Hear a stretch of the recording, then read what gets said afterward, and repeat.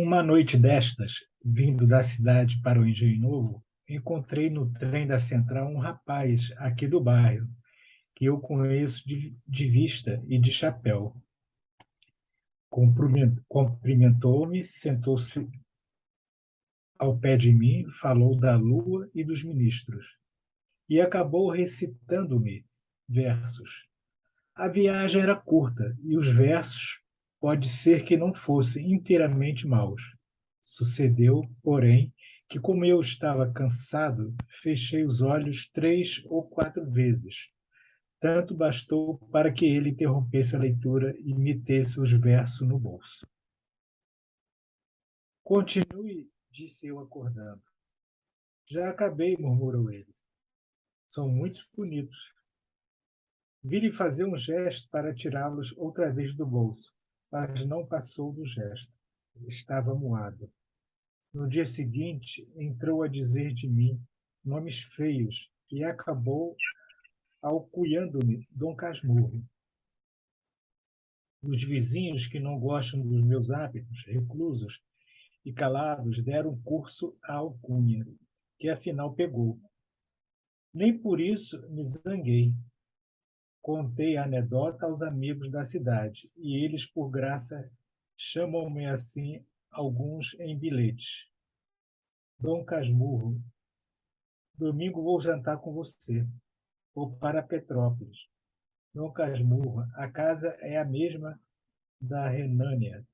Vê se deixas essa caverna do Engenho Novo e vai lá passar uns 15 dias comigo. Meu caro Dom Casmurro, não cuide que o dispenso do teatro amanhã. Venha e dormirá aqui na cidade. Dou-lhe camarote, dou-lhe chá, dou-lhe cama, só não lhe dou moça. Não consulte dicionários. Casmurro não está aqui no sentido que eles lhe dão, mas no que eles pôs o vulgo de homem calado e metido consigo. Dom veio por ironia, para atribuir-me fumos de fidalgo. Tudo por estar cochilando, também não achei melhor título para minha narração. Se não tiver outro daqui, até o fim do livro vai esse mesmo.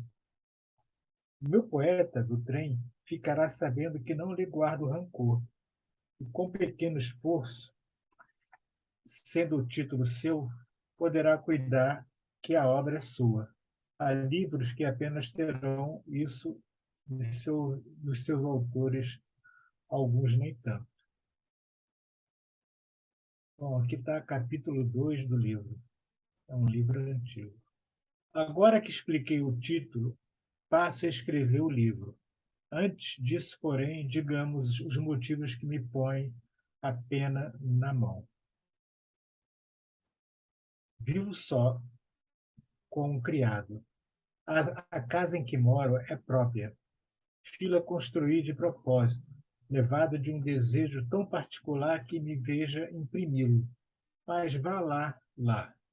Um dia, há bastantes anos, lembrou-me reproduzir no Engenho Novo a casa em que me criei na antiga rua de Matacavalos, dando-lhe o mesmo aspecto e economia daquela outra, que desapareceu. Construtor e pintor entenderam bem as indicações que lhe fiz. É o mesmo prédio assobradado, 3 janelas de frente, varanda ao fundo, as mesmas alcovas e salas. Na principal destas, a pintura do teto e das paredes é mais ou menos igual, umas grinaldas de flores miúdas e grandes pássaros que se tomam nos bicos, de espaço a espaço. Nos 4 cantos do teto, as figuras das estações e ao centro das paredes, os medalhões de César, Augusto, Nero e Massinissa, com os nomes por baixo. Não alcanço a razão de tais personagens. Quando fomos para a casa de Matacavalos, já ela estava assim, decorada, vinha do decênio anterior. Naturalmente, era gosto do tempo meter sabor clássico e figuras antigas em pinturas americanas. O mais é também análogo e parecido. Tenho chacarinha, flores, legumes, uma casuarina, um poço e lavadouro. Uso louça velha e mobília velha. Enfim, agora, como outrora, há aqui o mesmo contraste da vida interior, que é pacata, com a exterior, que é ruidosa. O meu fim evidente era atar as duas pontas da vida e restaurar na velhice a adolescência. Pois, Senhor, não consegui recompor o que foi nem o que fui. Em tudo, se o rosto é igual, a fisionomia é diferente. Se só me faltassem os outros, vá, o homem consola-se mais ou menos das pessoas que perde. Mas falto eu mesmo, e essa lacuna é tudo. O que aqui está é mal, comparado semelhante à pintura que se põe na barba e nos cabelos, e que apenas conserva o hábito externo. Como se diz nas autópsias, o interno não aguenta tinta.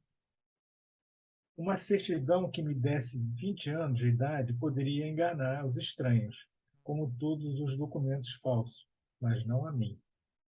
Os amigos que me restam são de data recente. Todos os antigos foram estudar a geologia dos Campos Santos. Quanto às amigas, algumas datam de 15 anos, outras de menos, e quase todas creem na mocidade.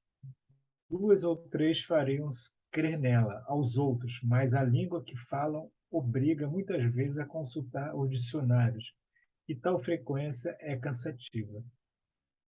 Entretanto, vida diferente não quer dizer vida pior. É outra coisa. A certos respeitos, aquela vida antiga aparece-me despida de muitos encantos que lhe achei, mas é também exato que perdeu muito espinho que a fez molesta, e, de memória, conserva alguma recordação doce e feiticeira. Em verdade, pouco apareço e menos falo. Distrações raras. O mais do tempo é gasto em hortar, jardinar e ler. Como bem e não durmo mal. Ora, como tudo cansa, essa monotonia acabou por exaurir-me também. Quis variar, e lembrou-me escrever um livro. Jurisprudência, filosofia e política acudiram-me, mas não me acudiram as forças necessárias. Depois, pensei em fazer uma história dos subúrbios, menos seca que as memórias do padre Luís Gonçalves dos Santos, relativas à cidade. Era obra modesta, mas exigia documentos e datas, como preliminares, tudo árido e longo. Foi então que os bustos pintados nas paredes entraram a falar-me e dizer-me que, uma vez que eles não alcançam reconstituir-me os tempos idos, pega-se da pena e contasse alguns. Talvez a narração me desse a ilusão e as sombras viessem perpassar ligeiras, como ao poeta, não o do trem, mas o do Fausto. Aí vindes, outra vez, inquietas sombras. Fiquei tão alegre com essa ideia que ainda agora me treme a pena na mão. Sim, Nero, Augusto, Massinissa e tu, grande César, que me incitas a fazer os meus comentários. Agradeço-vos o conselho e vou deitar ao papel a reminiscência que me vierem vindo. Deste modo, viverei o que vivi e assentarei a mão para alguma obra de maior tomo. Eia, comecemos a evocação por uma célebre tarde de novembro, que nunca me esqueceu.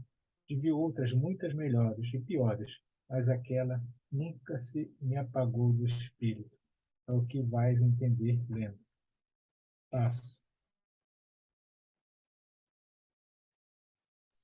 Capítulo 3. A denúncia. Ia entrar na sala de visitas quando ouvi proferir o meu nome e escondi-me atrás da porta. A casa era a da Rua de Matacavalos, o mês de novembro. O ano é que é um tanto remoto, mas eu não hei de trocar as datas à minha vida só para agradar as pessoas que não amam histórias velhas. O ano era de 1857. Dona Glória, a senhora persiste na ideia de meter o nosso Bentinho no seminário? É mais que tempo, e já agora pode haver uma dificuldade. Que dificuldade? Uma grande dificuldade. Minha mãe quis saber o que era José Dias, depois de alguns instantes de concentração. Veio ver se havia alguém no corredor. Não deu por mim. Voltou e, abafando a voz, disse que a dificuldade estava na casa ao pé, agente do Pádua. Agente do Pádua? Há algum tempo estou para lhe dizer isto, mas não me atrevia. Não me parece bonito que o nosso Bentinho ande metido nos cantos com a filha do Tartaruga. E esta é a dificuldade, porque se eles pegam de namoro, a senhora terá muito que lutar para separá-los. Não acho. Metidos nos cantos? É um modo de falar. Em segredinho, sempre juntos. Bentinho quase que não sai de lá. A pequena é uma desmiolada. O pai faz que não vê. Tomara ele que as coisas corressem de maneira que compreendo o seu gesto. A senhora não crê em tais cálculos. Parece-lhe que todos têm a alma cândida. Mas, senhor José Dias, tenho visto os pequenos brincando e nunca vi nada que faça desconfiar. Basta a idade. Bentinho mal tem 15 anos. Capitu fez 14 a semana passada. São dois criançolas. Não se esqueça que foram criados juntos, desde aquela grande enchente, há 10 anos, em que a família Pádua perdeu tanta coisa. Daí vieram as nossas relações. Pois eu hei de crer? Mano Cosme, você que acha? Tio Cosme respondeu com ora, que traduzida em vulgar queria dizer: são imaginações do José Dias. Os pequenos divertem-se, eu divirto-me. Onde está o gamão? Sim, creio que o senhor está enganado. Pode ser, minha senhora. Oxalá tenha razão, mas creia que não falei senão depois de muito examinar. Em todo caso, vai sendo tempo, interrompeu minha mãe. Vou tratar de metê-lo no seminário quanto antes. Bem, uma vez que não perdeu a ideia de o fazer padre, tem-se ganho principal. Bentinho há de satisfazer os desejos de sua mãe. E depois a igreja brasileira tem altos destinos. Não esqueçamos que um bispo presidiu a Constituinte e que o padre Feijó governou o império. Governou como a cara dele, atalhou tio Cosme, cedendo a antigos rancores políticos. Perdão, doutor, não estou defendendo ninguém, estou citando.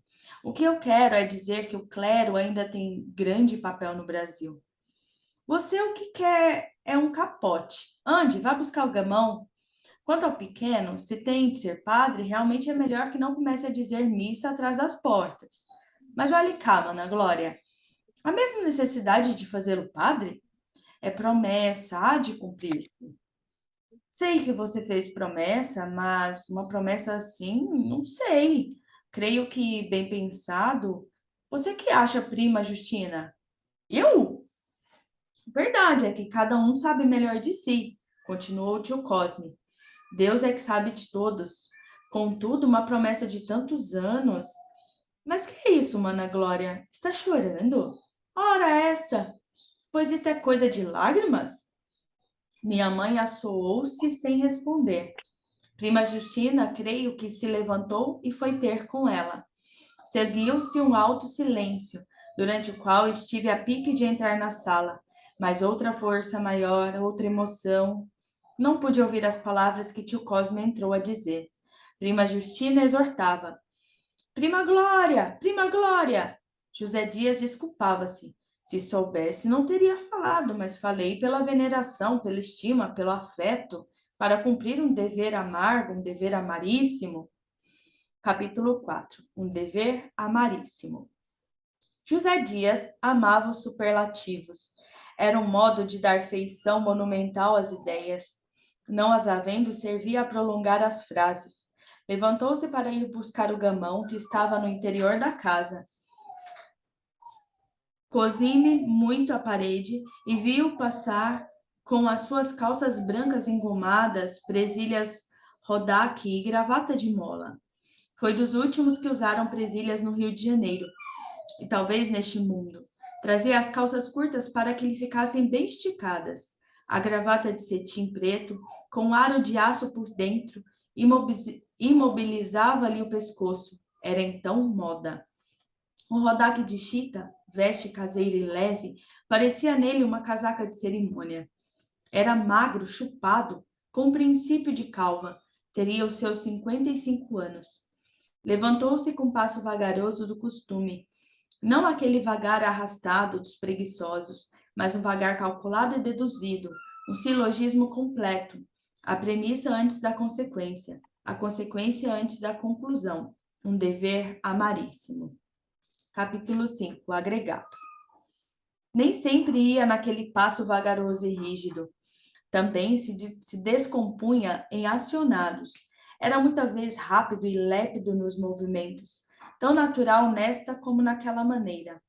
Outro sim, ria largo, se era preciso, de um grande riso sem vontade, mas comunicativo. A tal ponto as bochechas, os dentes, os olhos, toda a cara, toda a pessoa, todo mundo pareciam rir nele. Nos lances graves, gravíssimo. Era nosso agregado desde muitos anos. Meu pai ainda estava na antiga fazenda de Itaguaí e eu acabava de nascer. Um dia apareceu ali vendendo-se por médico homeopata. Levava um manual e uma botica. Havia então um andaço de febres. José Dias curou o feitor e uma escrava. E não quis receber nenhuma remuneração. Então meu pai propôs-lhe ficar ali vivendo, com pequeno ordenado. José Dias recusou, dizendo que era justo levar a saúde à casa de sapé do pobre. Quem lhe impede que vá a outras partes? Vá onde quiser, mas fique morando conosco. Voltarei daqui a 3 meses. Voltou. Dali a 2 semanas. Aceitou casa e comida sem outro estipêndio, salvo o que quisessem dar por festas. Quando meu pai foi eleito deputado e veio para o Rio de Janeiro com a família, ele veio também, e teve o seu quarto ao fundo da chácara. Um dia reinando, outra vez febres em Itaguaí, disse-lhe meu pai que fosse ver a nossa escravatura. José Dias deixou-se estar calado, suspirou e acabou confessando que não era médico. Tomara este título para ajudar a propaganda da nova escola, e não fez sem estudar muito e muito, mas a consciência não lhe permitia aceitar mais doentes. Mas você curou das outras vezes? Creio que sim, mas acertado, porém, é dizer que foram os remédios indicados nos livros. Eles sim, eles abaixo de Deus. Eu era um charlatão. Não negue. Os motivos do meu procedimento podiam ser e eram dignos. A homeopatia é a verdade. E para servir à verdade, menti, mas é tempo de restabelecer tudo. Não foi despedido, como pedia então. Meu pai já não podia dispensá-lo, tinha o dom de se fazer aceito e necessário. Dava-se por falta dele como de pessoa da família. Quando meu pai morreu, a dor que o pungiu foi enorme. Disseram-me, não me lembra. Minha mãe ficou-lhe muito grata e não consentiu que ele deixasse o quarto da chácara. Ao 7º dia, depois da missa, ele foi despedir-se dela. Fique, José Dias. Obedeço, minha senhora. Teve um pequeno legado no testamento, uma apólice e 4 palavras de louvor. Copiou as palavras, encaixilhou-as e pendurou-as no quarto por cima da cama. Esta é a melhor apólice, dizia ele muita vez. Com o tempo, adquiriu certa autoridade na família, certa audiência, ao menos. Não abusava e sabia opinar obedecendo. Ao cabo, era amigo. Não direi ótimo, mas nem tudo é ótimo neste mundo. E não lhe supunhas alma subalterna. As cortesias que fizesse vinham antes do cálculo que dá índole. A roupa durava-lhe muito. Ao contrário das pessoas que enxovalhavam depressa o vestido novo, ele trazia o velho escovado e liso, cerzido, abotoado, de uma elegância pobre e modesta. Era lido, posto que de atropelo, o bastante para divertir ao serão e à sobremesa, ou explicar algum fenômeno, falar dos efeitos do calor e do frio, dos polos e de Robespierre. Contava muitas vezes uma viagem que fizera à Europa e confessava que, a não sermos nós, já teria voltado para lá. Tinha amigos em Lisboa, mas a nossa família, dizia ele, abaixo de Deus era tudo. Abaixo ou acima? Perguntou-lhe tio Cosme um dia. Abaixo, respondeu José Dias, cheio de veneração. E minha mãe, que era religiosa, gostou de ver que ele punha Deus no devido lugar. E sorriu, aprovando. José Dias agradeceu de cabeça. Minha mãe dava-lhe de quando em quando alguns cobres. Tio Cosme, que era advogado, confiava-lhe a cópia de papéis de autos. Passo.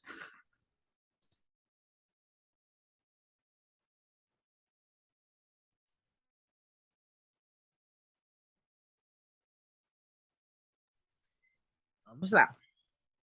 Capítulo 6. Né? Tio Cosme. Tio Cosme vivia com a minha mãe, desde que ela enviuvou. Já então era viúvo, como prima Justina. Era a casa dos 3 viúvos. A fortuna troca, muita vez, as mãos à natureza, formando para as serenas funções do capitalismo. Tio Cosme não enriquecia no fórum, ia comendo. Tinha um escritório na antiga Rua das Violas, perto do júri, que era no extinto ao júri. Trabalhava no crime. José Dias não perdia as defesas orais de tio Cosme. Era quem lhe vestia e despia a toga, com muitos cumprimentos no fim. Em casa, referia os debates. Tio Cosme, por mais modesto que quisesse ser, sorria de persuasão. Era gordo e pesado, tinha a respiração curta e os olhos dorminhocos. Uma das minhas recordações mais antigas era vê-lo montar todas as manhãs a besta que minha mãe lhe deu e que o levava ao escritório. O preto, que a tinha ido buscar a cocheira, segurava o freio, enquanto ele erguia o pé e pousava no estribo. Isto seguia-se 1 minuto de descanso ou reflexão. Depois dava um impulso. Primeiro, o corpo ameaçava subir, mas não subia. Segundo impulso, igual efeito. Enfim, após alguns instantes largos, tio Cosme enfechava todas as forças físicas e morais, dava o último surto da terra e desta vez caía em cima do selim. Raramente a besta deixava de mostrar, por um gesto que acabava de receber, o mundo. Tio Cosme acomodava as carnes e a besta partia a trote. Também não me esqueceu o que ele me fez uma tarde, posto que, nascido na roça, de onde vim com 2 anos, e apesar dos costumes do tempo, eu não sabia montar. Tinha medo ao cavalo.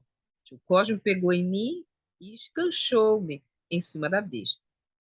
Quando me vi no alto, tinha 9 anos, sozinho e desamparado, o chão lá embaixo, entrei e gritei desesperadamente: Mamãe, mamãe! Ela acudiu pálida e trêmula. Cuidou que me estivessem matando. Apeou-me, afagou-me, enquanto o irmão perguntava: Mana Glória, pois um tempão do tamanhão destes tem medo de besta mansa? Não está acostumado. Deve acostumar-se. Padre, que seja. Se for vigário na roça, é preciso que monte a cavalo. E aqui mesmo, ainda não sendo padre, se quiser florear com outros rapazes e não souber, há de queixar-se de você, Mana Glória, pois que se queixe, tenho medo. Medo, ora, medo. A verdade é que eu vim a aprender equitação mais tarde, menos por gosto que por vergonha de dizer que eu não sabia montar. Agora é que ele vai namorar deveras. Disseram quando eu conheci as lições. Não se, não se diria o mesmo do tio Cosme. Nele Era velho o costume e necessidade.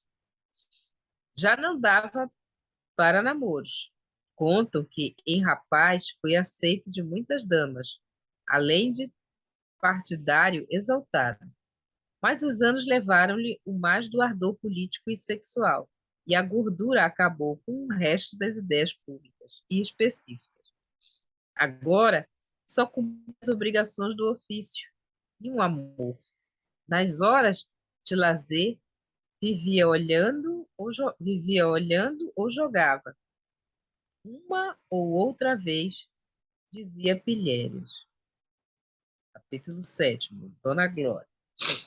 Minha mãe era bonita, era boa criatura.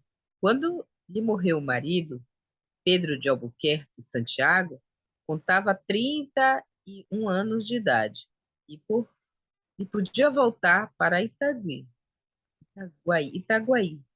Não quis, preferiu ficar perto da igreja em que meu pai fora sepultado.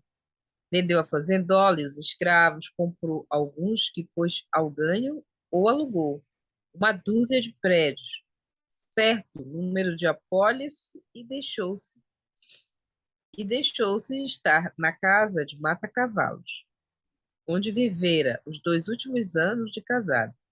Era filha de uma senhora mineira, descendente de outra paulista, a família Fernandes. Ora, pois, naquele ano da graça de 1857, Dona Maria da Glória Fernandes Santiago contava 42 anos de idade. Era ainda bonita e moça, mas teimava em esconder os saldos da juventude. Por mais que a natureza quisesse preservá-la da ação do tempo. Vivia metida em um eterno vestido escuro, sem adorno, com um chale preto, dobrado em triângulo e abrochado ao peito por um camafeu. Os cabelos, em bandos, eram apanhados sobre a nuca por um velho pente de tartaruga. Alguma vez trazia touca branca de folhos. Lidava assim com seus sapatos de cordavão, rasos e surdos, a um lado e outro, vendo e guiando os serviços, todos da casa inteira, desde a manhã até a noite. Tenho ali na parede um retrato dela, ao lado do marido, tais quais na outra casa.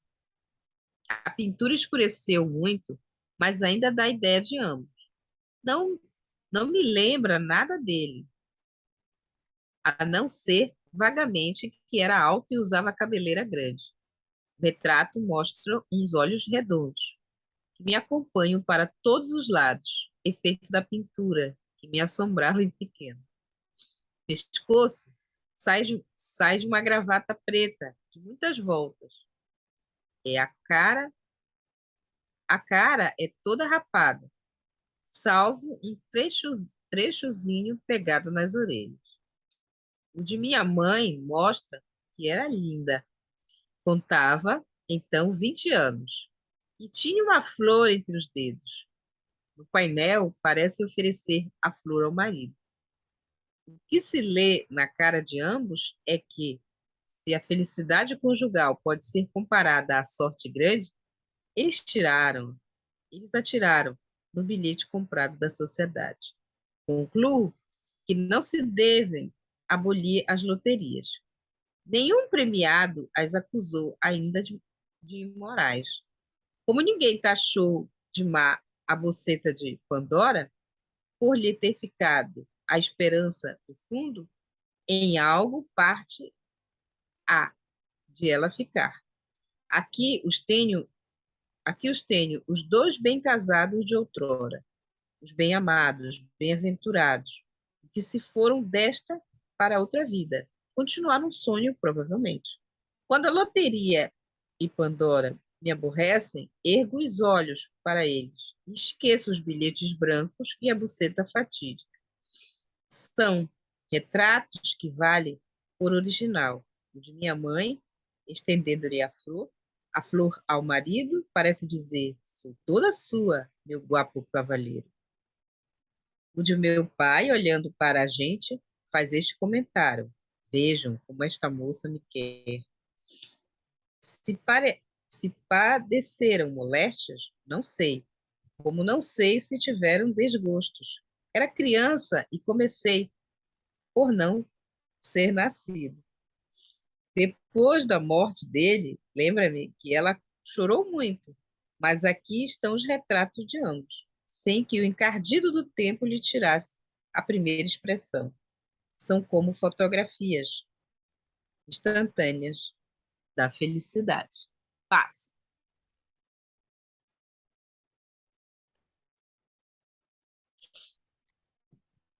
Ok? Você pega de novo aí, Jorge? Posso? Capítulo 8º, é tempo. Mas é tempo de tomar aquela tarde de novembro, uma tarde clara e fresca, sossegada como a nossa casa e o trecho da rua em que morávamos. Verdadeiramente, foi o princípio da minha vida. Tudo o que sucedera antes foi como o pintar e vestir das pessoas que tinham de entrar em cena, o acender das luzes, o preparo das rabecas e a sinfonia. Agora é que eu ia começar a minha ópera.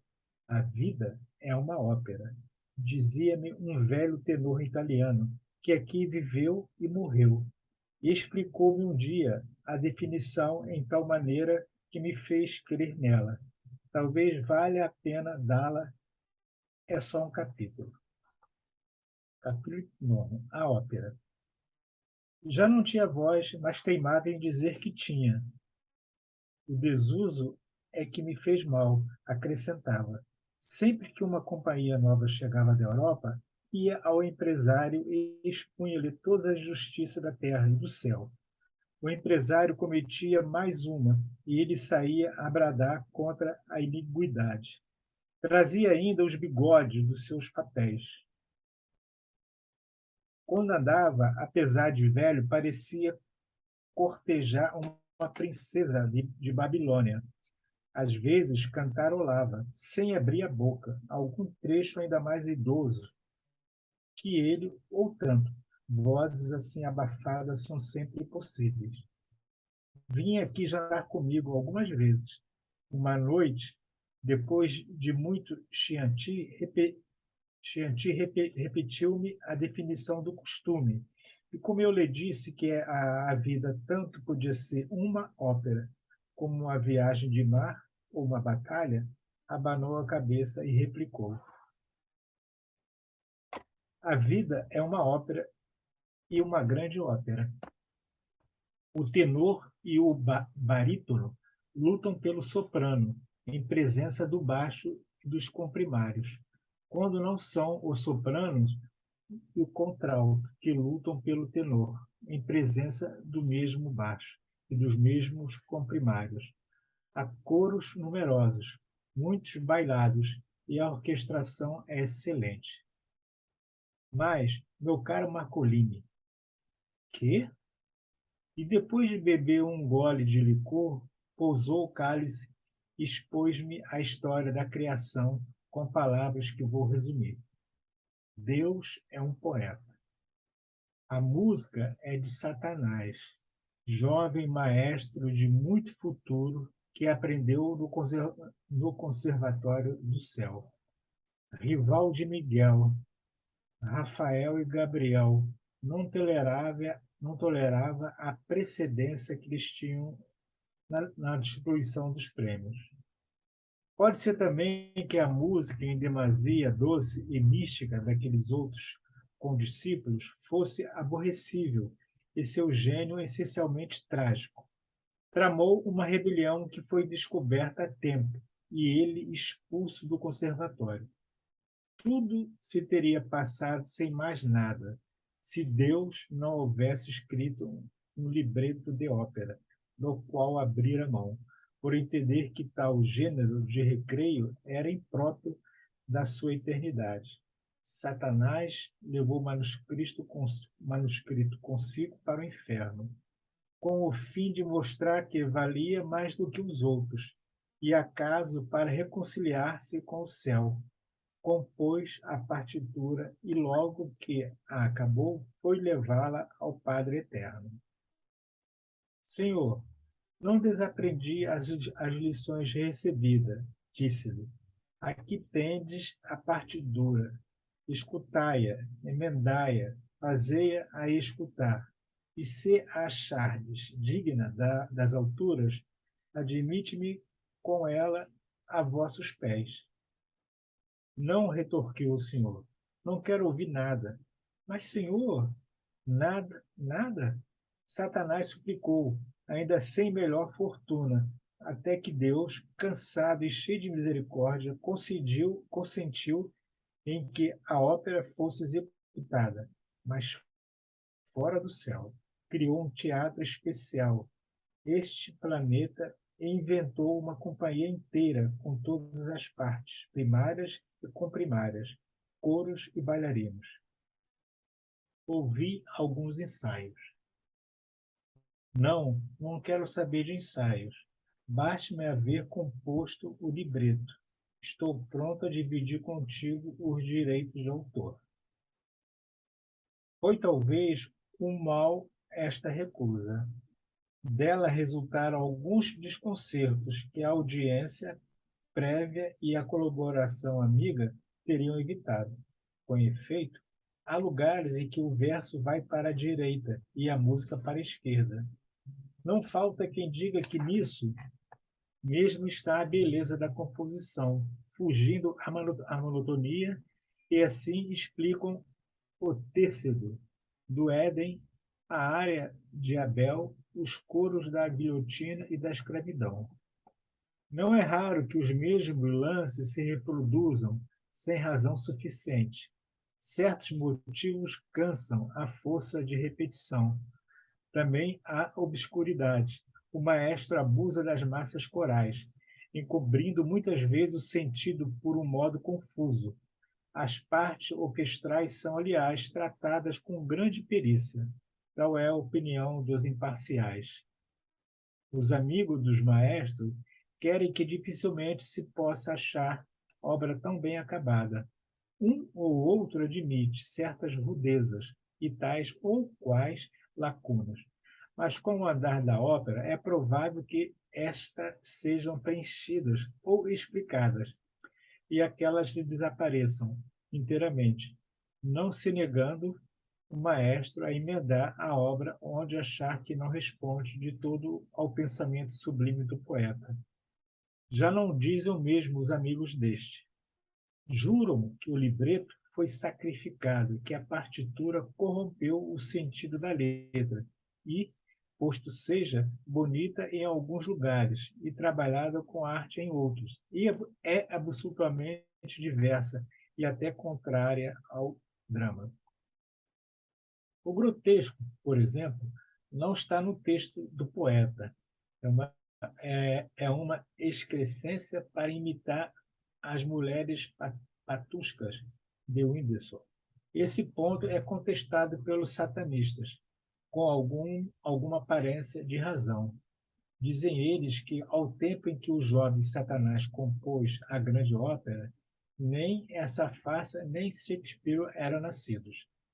Chegam a afirmar que o poeta inglês não teve outro gênio senão transcrever a letra da ópera, com tal arte e fidelidade, que parece ele próprio o autor da composição, mas, evidentemente, é um plagiário. Esta peça, concluiu o velho tenor, durará enquanto durar o teatro, não se podendo calcular em que tempo será ele demolido por utilidade astronômica. O êxito é crescente. Poeta e músico recebem pontualmente os seus direitos autorais, que não são os mesmos, porque a regra da divisão é aquilo da escritura. Muitos são os chamados, poucos os escolhidos. Deus recebe em ouro, Satanás em papel. Tem graça. Graça? Bradou ele com fúria, mas aquietou-se, logo e replicou. Caro Santiago, eu não tenho graça, eu tenho horror à graça. Isso que digo é a verdade pura e última. Um dia, quando todos os livros forem queimados por inúteis, há de haver alguém, pode ser que tenor e talvez italiano que ensine essa verdade aos homens. Tudo é música, meu amigo. No princípio era o dó, e o dó fez-se ré, etc. Este cálice, e encheu novamente. Este cálice é um breve estribilho. Não se ouve? Também não se ouve o pau nem a pedra, mas tudo cabe na mesma ópera. Passo. Capítulo 10. Aceito a teoria. Que é demasiada metafísica para um só tenor, não há dúvida. Mas a perda da voz explica tudo. E há filósofos que são, em resumo, tenores desempregados. Eu, leitor amigo, aceito a teoria do meu velho Marcolini, não só pela verossimilhança, que é muita vez toda a verdade, mas porque a minha vida se casa bem à definição. Cantei um duo terníssimo, depois um trio, depois um quarto, mas não adiantemos. Vamos à primeira parte, em que eu vim a saber que já cantava, porque a denúncia de José Dias, meu caro leitor, foi dada principalmente a mim. A mim é que ele me denunciou. Capítulo 11, a promessa. Tão depressa vi desaparecer o agregado no corredor, deixei o esconderijo e corri à varanda do fundo. Não quis saber de lágrimas nem da causa que as fazia verter a minha mãe.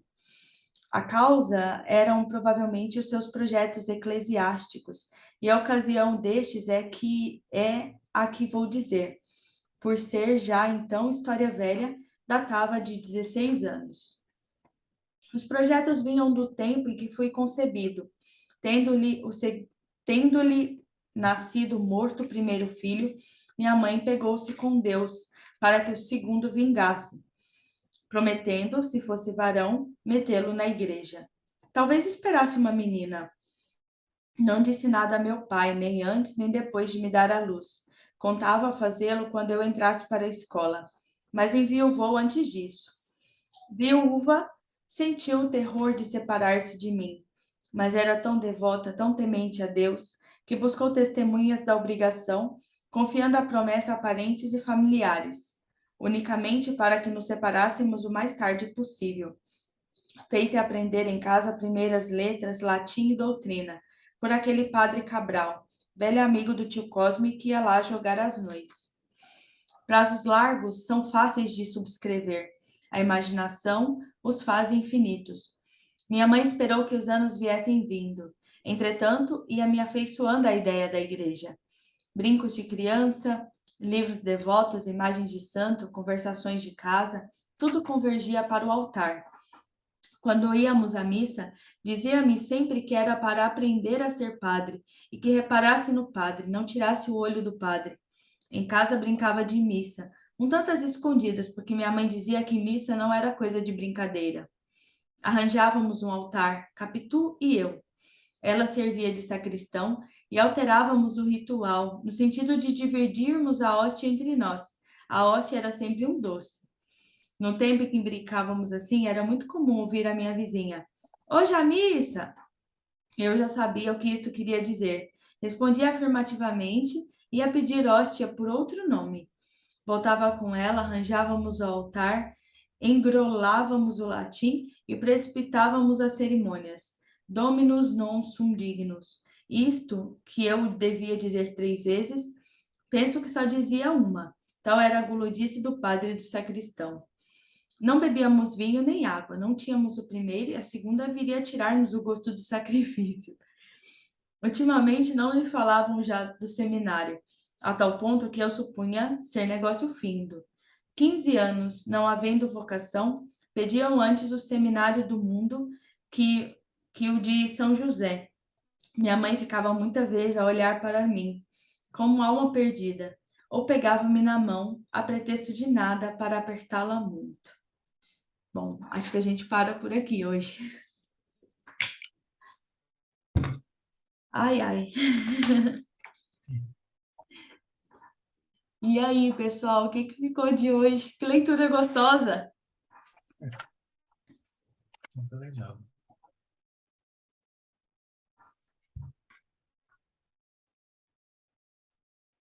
Eu fiquei aqui numa frase logo no início que eu achei legal. ele assim, entretanto, vida diferente não quer dizer vida pior. Eu achei legal essa frase. Foi logo no início. Sim. Ele começa o livro, assim, para mim ficou muito... Ele é muito descritivo, né? Então ficou muito o ambiente, assim, como se ele abrisse as portas e falasse, é aqui que vocês vão entrar, né? Essa apresentação do lugar e das pessoas.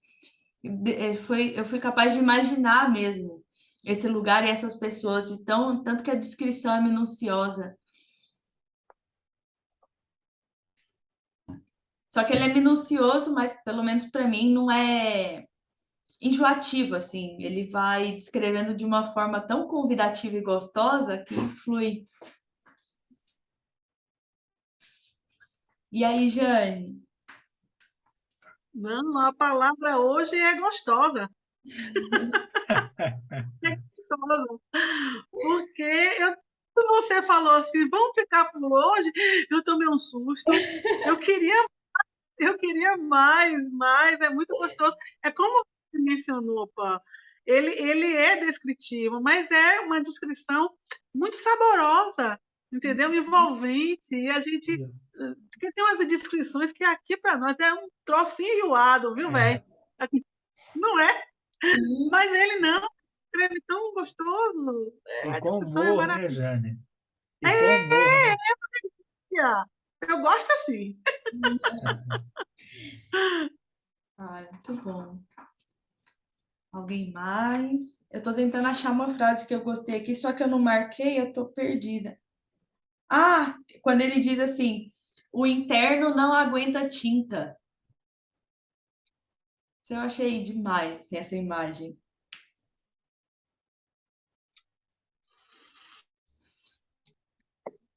Muito bom. Gostoso recomeçar a leitura, um novo livro, uma nova jornada. Uma jornada de peso, né?